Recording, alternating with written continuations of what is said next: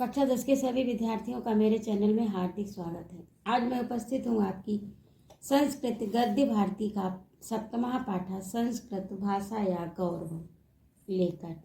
तो आइए प्रारंभ करते हैं। इस पाठ को मैंने 2-3 भागों में बांटा है और आज इसका अंतिम भाग है क्योंकि पाठ काफ़ी लंबा है।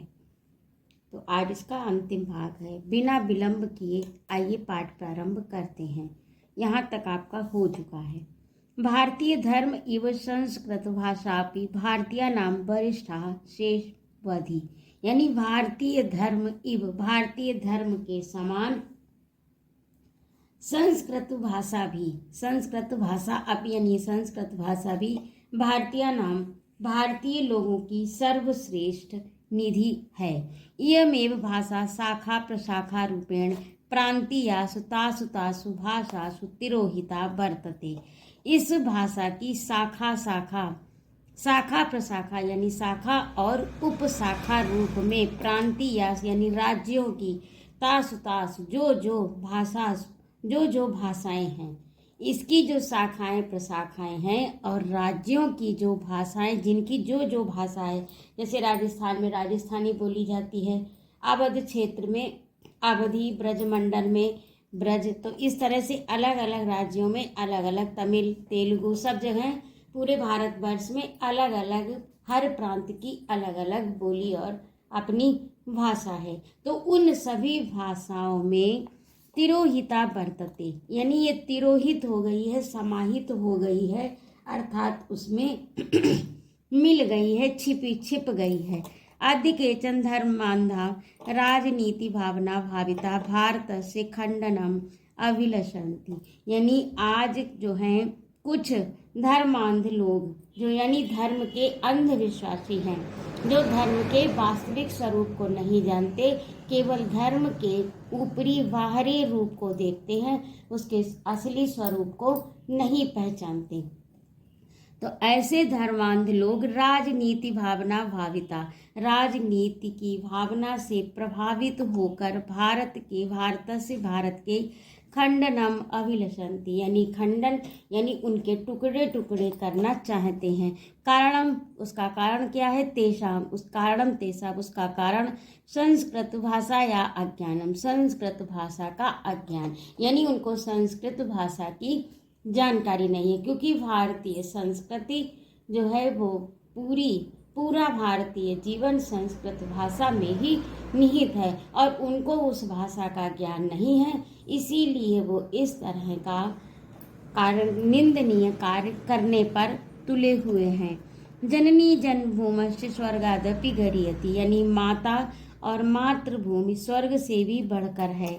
अयम निजापरो वेति गणना लघु चेतसाम, ये मेरा है, ये पराया है, ऐसी गणना क्षुद्र हृदय के लोग करते हैं। उदार चरिता नाम तु वसुधैव कुटुम्बकम, और उदार हृदय के लोग पूरी पृथ्वी को ही अपना कुटुंब अर्थात परिवार मानते हैं। सुनी चैव स्वपाके चा पंडिता समदर्शिना, और जो है माता और जन्मभूमि स्वर्ग से बढ़कर है, ये अपना और ये पराया है, ऐसा विचार तुच्छ बुद्धि वाले करते हैं। उदार चरित्र वाले यानी उदार हृदय के लोग सारी पृथ्वी को अपने परिवार जैसा ही मानते हैं। पंडित लोग कुत्ते और चांडाल में समान दृष्टि रखते हैं।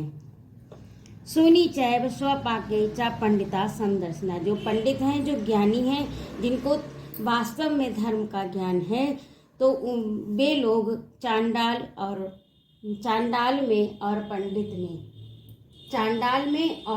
कुत्ते में पंडित लोग समान दृष्टि रखते हैं, उनमें कोई भेद भाव नहीं करते, उनकी दृष्टि में सभी जीव ईश्वर का ही अंश है, इसीलिए वो किसी में भी भेदभाव नहीं करते।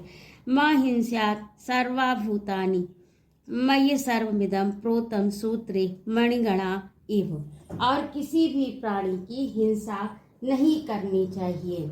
मुझ में, मयि माने मुझ में, सर्वम इदम सभी, प्रोतम सूत्रे पिरोए गए हैं एक सूत्र में, मणिगणा यानी मणियों का समूह एव। जिस प्रकार से एक धागे में मणियों के समूह यानी अधिक संख्या में मणियां पिरोई जाती हैं तो क्या बनती है, एक माला बनती है।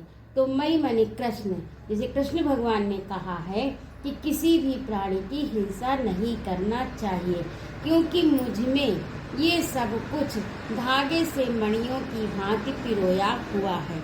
जितने भी जीव हैं वो जैसे एक सूत्र में सब बंधे हुए हैं, अलग कोई भी नहीं है। तो इस प्रकार से निबद्धते, एक ही सूत्र में बंधे हुए हैं। जिस प्रकार से एक धागा में कई मणि मिलकर एक माला बनती है, उसी प्रकार कई जीव एक सूत्र में बंधकर ईश्वर का ही रूप होते हैं। जीव और परमात्मा, जो जीव है वो परमात्मा का ही स्वरूप है। इसीलिए किसी जीव की हत्या नहीं करनी चाहिए, किसी जीव की हिंसा नहीं करनी चाहिए। इमे उप अब आगे देखिए, भारतीय नाम समक्षम इमे उपदेशा, ये उपदेश यदि भारतीय नाम समक्षम समीक्षन्ताम तदा सकलम भारतम स्वमेव एक सूत्रे अखंडता सूत्रे च निबध्येति। यदि ये भारतीयों के समक्ष यानी उनके सम्मुख इन सूत्रों की समीक्षा रखी जाए, आलोचना रखी जाए, उनको ये सब जानकारी दी जाए, तदा सकलम, तो भारत, संपूर्ण भारत, स्वमेव, खुद ही, स्वयं ही, एक सूत्र में, अखंडता सूत्रे, एक ही अखंड, एकता और अखंडता के सूत्र में स्वयं ही बंध जाएगा। अस्य उत्तराश्याम दिशि देवात्मा हिमालयो नाम नगाधिराज। इसके उत्तर दिशा में देवताओं का स्थान अर्थात हिमालय नगाधिराज स्थित है। इसकी उत्तर दिशा में देव निवास रूप हिमालय पर्वत है। मानसम यान्ति हंसा न पुरुषा एव। मानसम यानी मान सरोवर में क्या यान्ति हंसा, क्या यहाँ पर हंस ही आती हैं, ना पुरुषा एव, क्या पुरुष नहीं जाते। मान सरोवर में क्या हंस ही जाते हैं, पुरुष नहीं जाते हैं। ऐसी घोषणा इति सडिंडिम घोषयति इयं भाषा, ऐसी घोषणा ये भाषा करती है। यानी सरोवर सभी के लिए एक समान है, उसमें किसी प्रकार का कोई भी भेद नहीं है। वहाँ पशु भी जाते हैं, पक्षी भी जाते हैं और मनुष्य भी जाते हैं। तो ऐसी घोषणा सडिंडिम घोषयति इयं भाषा, ये भाषा ऐसी घोषणा करती है। संस्कृतम विना एकताया अखंडताया पाठः निरर्थकम एव प्रतीयते। संस्कृत के बिना एकता और अखंडता का पाठ निरर्थक प्रतीत होता है। नेहरू महाभागेनापि स्वकीयाम आत्मकथायाम लिखितम। नेहरू जी ने, जवाहरलाल नेहरू जी ने अपनी आत्मकथा में लिखा है यत कि संस्कृत भाषा भारतस्य निधिस्तस्या सुरक्षाया उत्तरदायित्वं स्वतंत्रे भारते आपतितम। यानी नेहरू जी ने अपनी आत्मकथा में लिखा है कि संस्कृत भाषा भारत की निधि, संस्कृत भाषा जो है वो भारत की निधि है और इस निधि की सुरक्षा करना उसका उत्तरदायित्व स्वतंत्र भारत पर आन पड़ा है। फिर से देखिए, नेहरू महाभागे अपि स्वकीयाम आत्मकथायाम लिखितम। नेहरू जी ने अपनी आत्मकथा में लिखा है कि यदि संस्कृत भाषा है, इस संस्कृत भाषा का भारत से, जो भारत की निधि है, सुरक्षा है, उसका सुरक्षा का उत्तरदायित्व स्वतंत्र भारत आपतितम, स्वतंत्र भारत के ऊपर आ गया है। यानी नेहरू जी ने अपनी आत्मकथा में लिखा है कि नेहरू जी ने अपनी आत्मकथा में लिखा है कि ये संस्कृत भाषा भारत की निधि है और इसकी सुरक्षा का उत्तरदायित्व भारत, स्वतंत्र भारत पर आ पड़ा है। अस्माकं पूर्वजानां विचारा अनुसंधानानि चास्याम् एव भाषाया सन्ति। अस्माकं पूर्वजानां विचारा, हमारे पूर्वजों के विचार, अनुसंधानानि चा अस्यमेव भाषाया सन्ति, हमारे पूर्वजों की जो खोज है वो इसी भाषा में है। स्व सभ्यताया अपनी सभ्यता, धर्म से धर्म, राष्ट्रीय और राष्ट्र, इतिहास, संस्कृतेष्ट संस्कृत में ही सम्यक बोधम भली भांति उसका ज्ञान, संस्कृत से ज्ञानम परमा आवश्यकम अस्ति। तो हम अब फिर से देखिए, हमारी सभ्यता का, हमारे धर्म का, हमारे राष्ट्र का, हमारे इतिहास का, हमारी संस्कृति का सम्यक बोध यानी भली प्रकार से ज्ञान संस्कृत के ज्ञान से ही होता है। इसीलिए संस्कृत का ज्ञान परम आवश्यक है। हमारे पूर्वजों ने विचार एवं खोज इसी भाषा में, हमारे पूर्वजों के विचार एवं खोज इसी भाषा में है। अपनी सभ्यता, धर्म, राष्ट्रीय इतिहास एवं संस्कृति के अच्छे ज्ञान के लिए संस्कृत का ज्ञान परम आवश्यक है।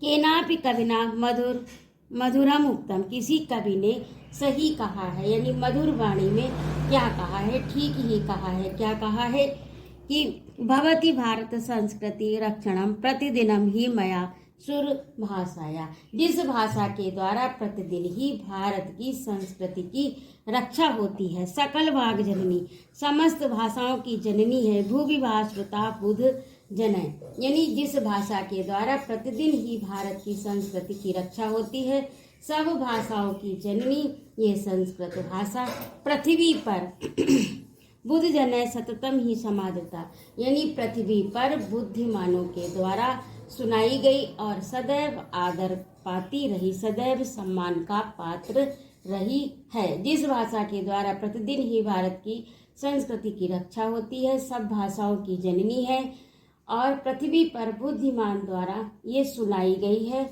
और सदैव सबसे आदर पाती रही है। तथा भूताया अस्या भाषाया पुनर्अभ्युदय भारतीय पुनरपि सततम यतनीयम, और इस प्रकार इस भाषा के पुनः अभ्युदय के लिए भारतीयों को फिर से लगातार प्रयत्न करना चाहिए। यानी इस भाषा का अब भारतीयों को चाहिए कि अपनी इतनी अच्छी भाषा का, गौरवपूर्ण भाषा का फिर से पुनः अभ्युदय करना चाहिए, उसके लिए प्रयास करना चाहिए।